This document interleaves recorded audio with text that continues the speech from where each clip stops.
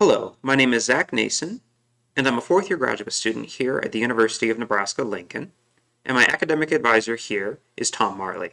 Today, what I'm going to be talking with you about is some of the research that I've accomplished over the past 2 to 3 years, especially research that I accomplished last year in the fall of 2024 as an RTG trainee with the RTG grant Commutative Algebra at the University of Nebraska-Lincoln.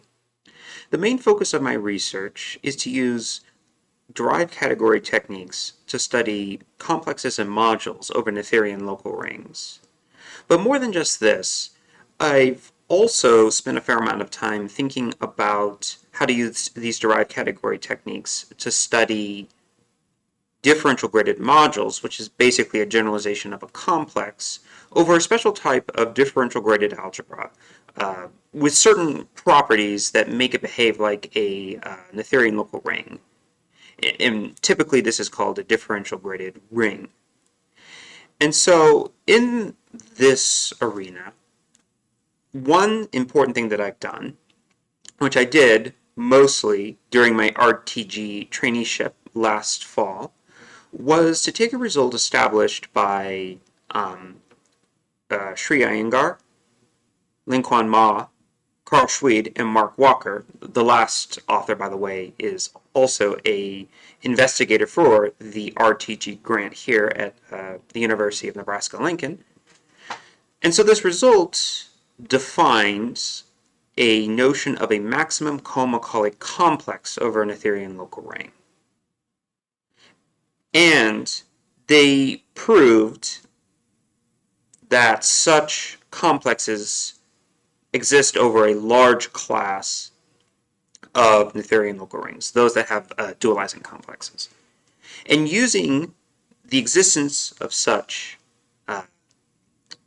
maximum Co-Macaulay complexes, the authors were able to demonstrate an alternate proof of an important result in commutative algebra called the improved new intersection theorem.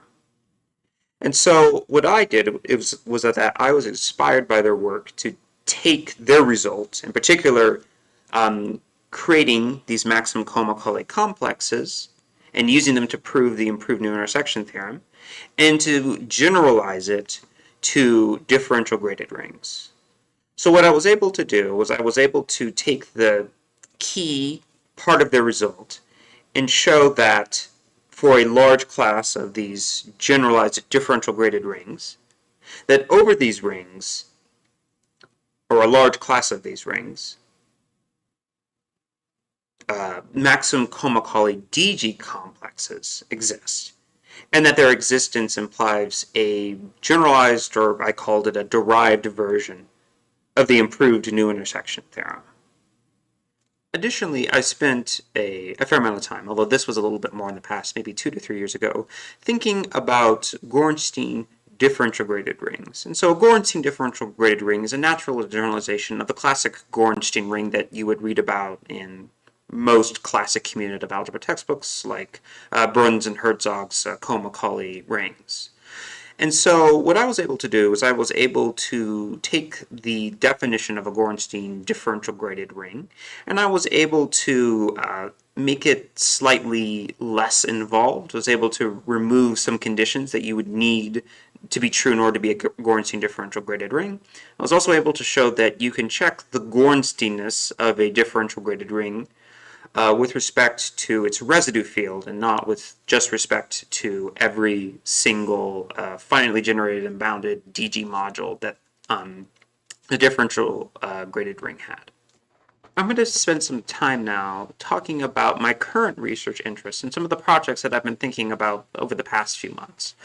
And so the first big project that I've been working on is taking the notion of a Gorenstein projective module over a Noetherian local ring and lifting it up to talk about the notion of a Gorenstein projective differential graded module over a differential graded ring.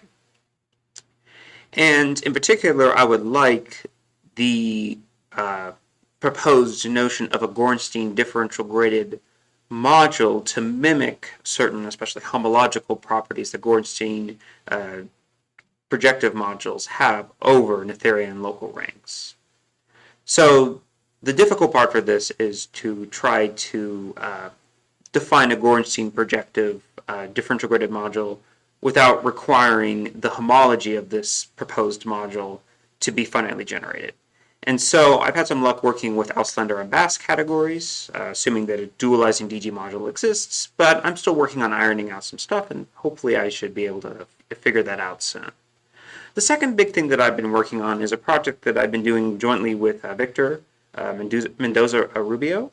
And so what this is returning back to the world of modules and complexes over a ring, is it's trying to take the Auslander-Brighton conjecture and trying to prove it, assuming that we have certain additional hypotheses.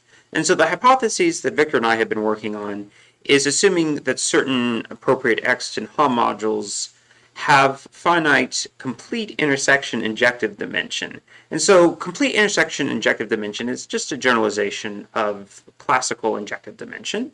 It's a little bit looser than the standard injective dimension, which is one reason why we've been working on it, because the result is known if you assume that those modules have finite injective dimension. So we've been working on that, and in some cases we've been able to prove it, and we're just ironing up some stuff in relation to that as well. And so the third thing that I've been working on is a little bit more, is a little bit newer, and it has to do with the levels of triangulated categories, and specifically the derived category of chain complexes over a ring.